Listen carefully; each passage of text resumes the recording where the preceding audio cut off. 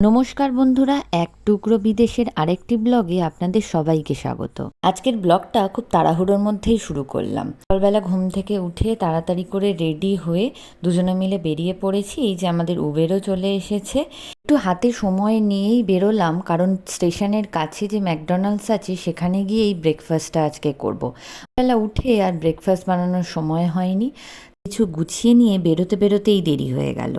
দুজনে দুটো বার্গার, একটা হ্যাশ ব্রাউন, আর আমার তো কফি না হলে দিনই শুরু হয় না।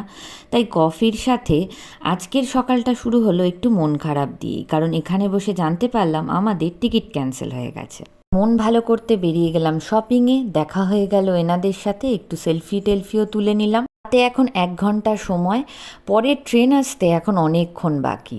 সেই জন্য বাইরে আর রোদে না দাঁড়িয়ে স্টেশনের ভিতরে এসেই দাঁড়ালাম। যদি একটু আগে টিকিট ক্যান্সেলের মেলটা আসতো তাহলে বাড়ি থেকেই দেরি করে বেরোতাম। আজকে এত গরম, বাইরে রোদে দাঁড়াতেই পারছি না। সান্ডারল্যান্ড স্টেশনটা আন্ডারগ্রাউন্ড বলে এখানে বেশ একটু ঠান্ডা ঠান্ডাই আছে। আমাদের সাথে গল্প করতে করতে ট্রেনও চলে এসেছে, আর আমি ঠিক এই দৃশ্যটা দেখব বলেই প্রত্যেকবার ট্রেনে উইন্ডো সিটটাই নিই। পূর্ব দৃশ্য যেন 1 ঘন্টা অপেক্ষা করার ক্লান্তিটাও ভুলিয়ে দিল। সে যাই হোক, তোমাদেরকে তো বলাই হয়নি আজকে আমরা যাচ্ছি কোথায়। ব্লগটা দেখতে থাকো, তাহলেই বুঝতে পেরে যাবে। ব্লগটা আপলোড করতে হয়তো একটু দেরি হতে পারে, এই কদিন শর্টসও আসবে না, সরি। বাইরে এত সুন্দর দৃশ্য, কিন্তু কাজের চাপে পড়ে ট্রেনের মধ্যেই ল্যাপটপ খুলে ইনি বসে পড়েছেন। যাই হোক, আমি প্রকৃতিটাকে এনজয় করতে করতে যাই। এই দেখো, এটা হচ্ছে এই দেশের মালগাড়ি। আমি আগে কখনো দেখিনি, এই প্রথম দেখলাম, তাই তোমাদের সাথেও শেয়ার করলাম। স্টেশনে নেমে যা গরম পড়েছে, একটা কোল্ড ড্রিঙ্কস নিতেই হবে। বলে লেমন ফ্লেভারটা দেশে বেরিয়েছে কিনা একটু কমেন্ট করো তো সবাই। ভীষণ রোদ উঠেছে, ভীষণ টায়ার্ড আমরা। এতটা স্টেশন থেকে হেঁটে হেঁটে আস্তে আস্তে অবস্থা খারাপ হয়ে গেছে। এই যে প্রচণ্ড রোদ আজকে। ভালো লাগছে, সোয়েটার পরতে হয়নি, কিন্তু গরমও বেশ লাগছে। মানে সানস্ক্রিন মাখলেও প্রচণ্ড সানট্যান হয়। যাই হোক, সে গল্প অন্যদিন বলবো।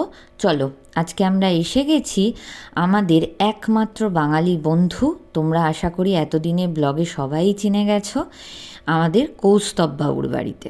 আর দেশে যেমন কারুর বাড়িতে গেলে মিষ্টি নিয়ে যাওয়ার চল ছিল, আমরা সেটাকে বজায় রেখেছি, কিন্তু একটু অন্যভাবে। নয় চকলেট, নয় মাফিন, এই জাতীয় কিছুই আনতে পারি। আর ও কিছু ফটো প্রিন্ট আউট করেছিল, কিন্তু রাখার জন্য ওর কাছে ফ্রেম ছিল না, তাই আমি কিছু ফটো ফ্রেম ওকে গিফট করলাম। এই বাড়িতে এসেছি, খাওয়া দাওয়া হবে না তা তো হতে পারে না। আজকে একদম এলাহি আয়োজন। আজকে কৌস্তবের বাড়িতে আসার বিশেষ কারণ হচ্ছে আন্টি, কৌস্তবের মা। বহুদিন পরে বাঙালি মায়ের হাতের রান্না। দেখতে দেখতে প্রায় 1 বছর হয়ে যাবে মায়ের হাতের রান্না খাইনি। এই সুযোগ তো আর হাতছাড়া করা যায় না, তাই তিনজনে মিলে ছুটি অ্যাডজাস্ট করে কিছুদিনের প্ল্যান বানিয়ে ফেললাম। আর আজকের মেনু তোমাদের সাথে শেয়ার করি। সজনে ডাঁটা দিয়ে ডাল। কৌস্তব হাত নেড়ে এটাই বলছে যে ও সজনে ডাঁটা খাবে না। ভাত তো থাকবেই, তার সাথে ছিল শুক্তো বড়ি দেওয়া, আমার খুব পছন্দের। এটা হচ্ছে লোটে মাছ, সৈকত খেতে পছন্দ করে, আমি খাই না। এটা সর্ষে দিয়ে পাবদার ঝাল, আর এটা হচ্ছে স্যামন। সবকটা রান্নাই বলতে ভুলে গেছি, আর এটা ছিল আমের চাটনি। সবকটা রান্নাই খুব সুন্দর ছিল। আর শেষে মিষ্টি মুখের জন্য আবার কৌস্তব চিজ কেক এনেছিল। আর আজকের আরও একটা বিশেষ আকর্ষণ তোমাদের সাথে শেয়ার করি, সেটা হচ্ছে আন্টির নিজের হাতে বানানো পাটিসাপটা। ভাবা যায় বিদেশে বসে পাটিসাপটা। এত খাওয়া দাওয়ার পরে একটু ভাত ঘুম না হলে হয়? আফটার অল বাঙালি তো। আজকের দিনটা 27শে জুন। আজকে 8টা 20-তে আমাদের কল্কি 2898 এডি সিনেমাটার হিন্দি ভার্সন দেখার কথা ছিল, কিন্তু দুর্ভাগ্যের বিষয় বিকেলের মধ্যেই মেল পেয়ে গেলাম যে হিন্দি ভার্সনটা অ্যাভেলেবেল নয়। তেলেগুতে দেখতে চাইলে দেখতে পারো। আমাদের সবারই মন খুব খারাপ হয়ে গেল। টিকিটের টাকা রিফান্ড আসলেও ফার্স্ট ডে ফার্স্ট শো দেখার মজাই আলাদা। যাই হোক, এখানে তো আর মন খারাপ করে বসে থাকলে চলবে না, এখানে মন ভালো করার দায়িত্ব নিজেদের কাঁধেই তুলে নিলাম আর বেরিয়ে পড়লাম রেড কারের উদ্দেশ্যে। ভাবলাম সিনেমা দেখতে গেলে নয় টিকিট লাগবে, দিন ক্ষণ সব কিছু মেলাতে হবে, কিন্তু প্রাকৃতিক সৌন্দর্য দেখতে গেলে তো আর কিচ্ছু লাগবে না। প্রকৃতিকে শুধু 2 চোখ ভরে উপভোগ করতে হবে। আমার কাছে কিন্তু সি বিচ বলতেই দীঘা বা পুরীর সি বিচ। প্রচুর ভিড়, প্রচুর দোকানপাট, লোকজন, আলো, খাবার দোকান সব কিছু নিয়ে একটা জমজমাট জায়গা। কিন্তু এখানে সি বিচের রূপ একদম অন্যরকম। এদিকে তাকাচ্ছি দিগন্ত বিস্তৃত সমুদ্র, 2-4টে লোকজন আর একটা পরিষ্কার ফাঁকা সি বিচ। এখানের সি বিচ আর আমাদের দেশের সি বিচের মধ্যে প্রধান যে পার্থক্য অনুভব করলাম সেটা হচ্ছে ঠান্ডা। সমুদ্রের কাছাকাছি যেতে না যেতেই হাড় কাঁপানো ঠান্ডা অনুভব করলাম। কিন্তু সামনে এত সুন্দর সমুদ্র দেখে যতই ঠান্ডা থাক না কেন নিজেকে কন্ট্রোল করতে পারলাম না।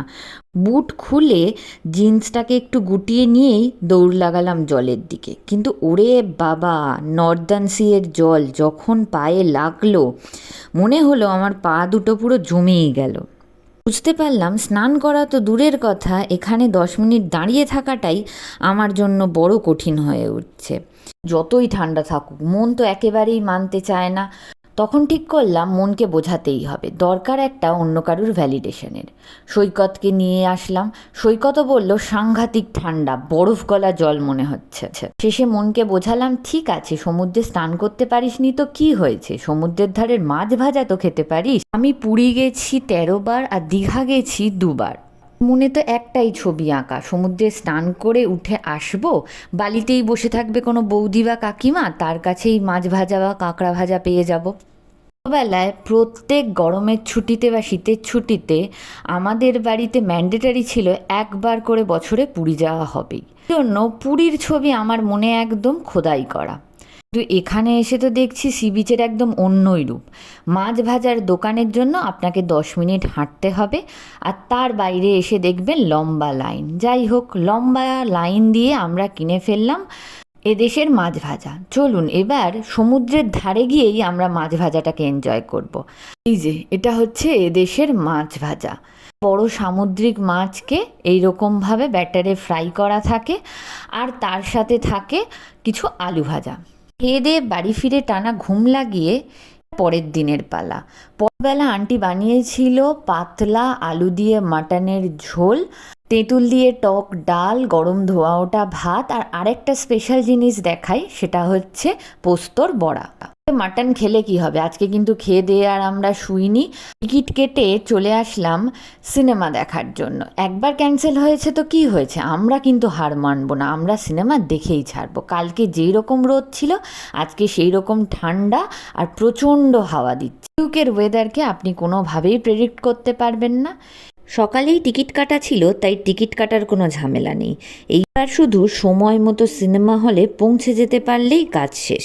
এত দিনের অপেক্ষার আজকে অবসান ঘটবে। মনের মধ্যে যে কি চলছে ভাষায় আমি প্রকাশ করতে পারবো না। সিনেমাটা দেখার জন্য সব থেকে বেশি যে এক্সাইটেড সেটা হচ্ছে সৈকত।